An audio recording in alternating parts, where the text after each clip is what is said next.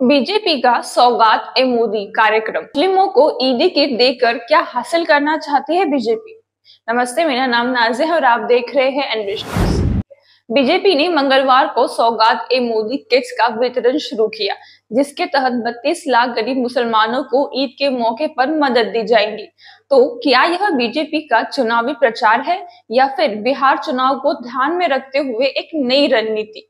और सबसे अहम सवाल, यह किट सौगाते मोदी क्यों है, सौगाते बीजेपी क्यों नहीं? हाल ही में हुए 2024 लोकसभा चुनाव में बीजेपी नेताओं ने वोट जिहाद जैसे विवादित बयान दिए, जिससे समाज पहले से और भी अधिक विभाजित हो गया।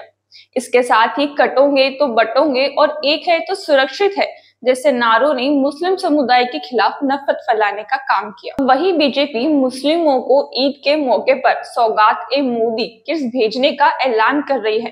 कांग्रेस प्रवक्ता शमा मोहम्मद ने इसे दोगलापन और मुसलमानों के प्रति बीजेपी का झूठा रवैया करार दिया।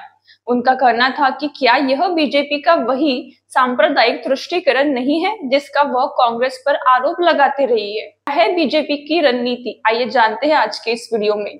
बीजेपी का कहना है कि वह 32 लाख गरीब मुस्लिम परिवारों तक मदद पहुंचाकर उनके दिलों में जगह बनाना चाहती है। इस तरह के प्रयास से मुस्लिम वोटों को भी आकर्षित करने की कोशिश की जा रही है। महाराष्ट्र और गुजरात जैसे राज्यों में बीजेपी को मुस्लिम वोट मिलते रहे हैं, जो उनके लिए अहम है। बीजेपी का लक्ष्य है कि वह आगामी लोकसभा चुनाव में मुस्लिम समुदाय के एक हिस्से को भी अपने पक्ष में ला सके। क्या बीजेपी का आउटरीच काम करेगा? हालांकि इस तरह के सौगाते मोदी जैसे छोटे प्रयासों का जमीनी स्तर पर कोई खास असर पड़ता नजर नहीं आता। संतोष सिंह जैसे राजनीतिक विश्लेषक मानते हैं कि वोटों का बंटवारा और मुस्लिम समुदाय की नाराजगी का असर बहुत गहरा है और एक पैकेट मिठाई या ड्राई फ्रूट से कोई भी बदलाव नहीं आने वाला। बीजेपी के लिए मुस्लिम वोट हमेशा चुनौतीपूर्ण रहे हैं।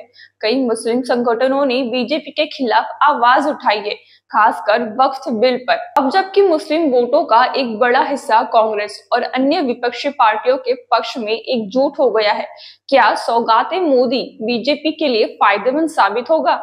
बीजेपी के प्रयासों के बावजूद मुस्लिम वोटों का झुकाव विपक्षी पार्टियों की ओर देखा गया। जैसे असम में कांग्रेस ने मुस्लिम वोटों को अपने पक्ष में कर लिया और बिहार चुनाव में भी ऐसा ही कुछ देखने को मिल सकता है। क्या बीजेपी का यह नया प्रयास सच में मुसलमानों को अपने पक्ष में करने में सफल होगा या यह सिर्फ एक चुनावी ड्रामा है? यह तो आने वाला वक्त ही बताएगा। लेकिन बीजेपी के इस सौगाते मोदी कार्यक्रम के बाद मुस्लिम समुदाय में जो असंतोष और नाराजगी पाई जाती है, वह आसानी से दूर नहीं होने वाली है।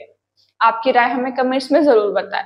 ऐसे न्यूज और अपडेट्स के लिए हमारे यूट्यूब चैनल एनरिच न्यूज को सब्सक्राइब करना ना भूलें और अदर न्यूज और अपडेट्स के लिए देखते रहिए एनरिच न्यूज।